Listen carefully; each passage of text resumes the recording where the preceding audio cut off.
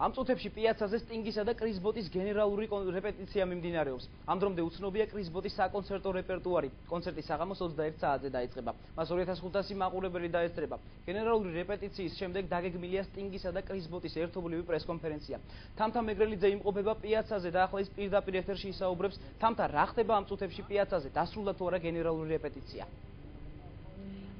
თორნიკე გენერალური რეპეტიცია საავადმყოფოდ სულ მალე დასრულდება, თითქმის 2 საათი აქ მიმდინარეობს რეპეტიცია მეგავარსკვლავების მონაწილეობით.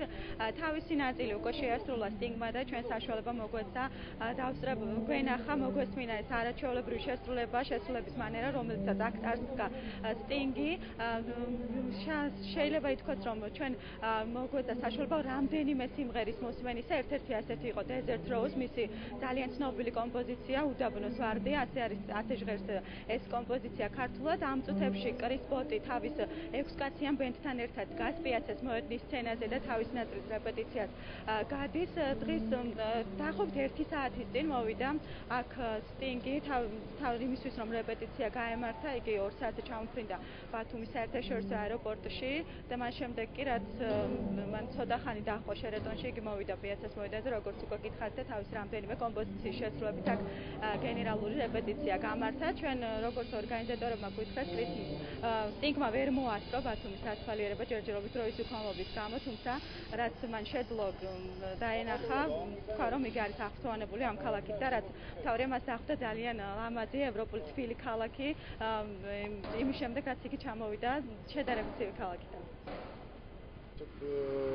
ნომერში ცხოვრობს მთელი ბათუმი, მთელი წელზე ჩანს და ამიტომ გადავახედეთ ყველაფერი მოკლედ აუხსენეთ რაღაც აქ ინგლისელების თემას, კომუნისტების თემას, ეს რაღაც საშინელი კორპუსები დაგვიტოვეს ეს ყველაფერი ვიცინეთ რაღაც ესე ხუმრობით მოკლედ და ყველაფერი საქმის გულშია ძალიან მინდა რომ მაგარი კონცერტი ჩატარდეს.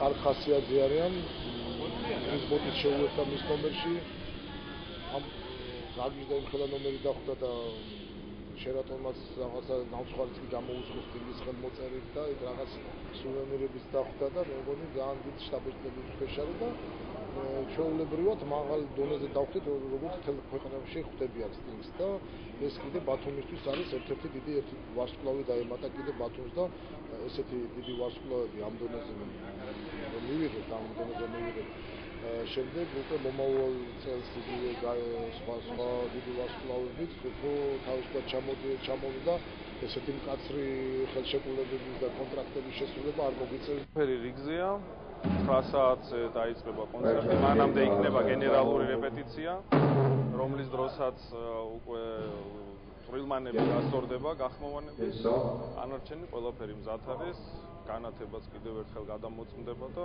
9 საათზე შეგვიძლია დავიწყოთ კონცერტი. ჩვენ ამ წუთებში ველოდებით გენერალური რეპეტიციის დასრულებას, რომლის შემდეგაც გაიმართება კრის ბოტისა და სტინგის ერთობლივი პრესკონფერენცია. მხოლოდ 4 ვიდეოკამერას ექნება საშუალება, რომ გადაიღოს ეს პრესკონფერენცია, სადაც კრის ბოტი და სტინგი უპასუხებენ ჟურნალისტების შეკითხვებს.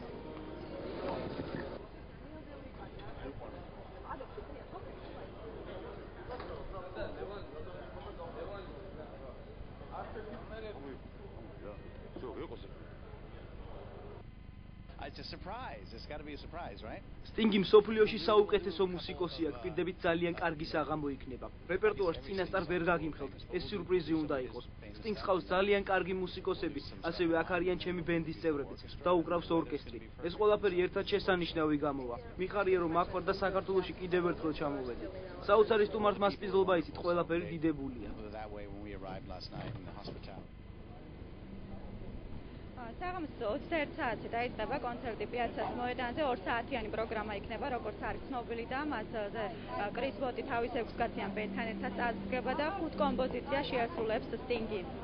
მადლობა თამთა. დარჩა სულ რაღაც 3 საათზე ცოტა მეტი გრანდიოზული კონცერტის გამართვამდე, რომელსაც ჩვენი ქალაქი მასპინძლობს.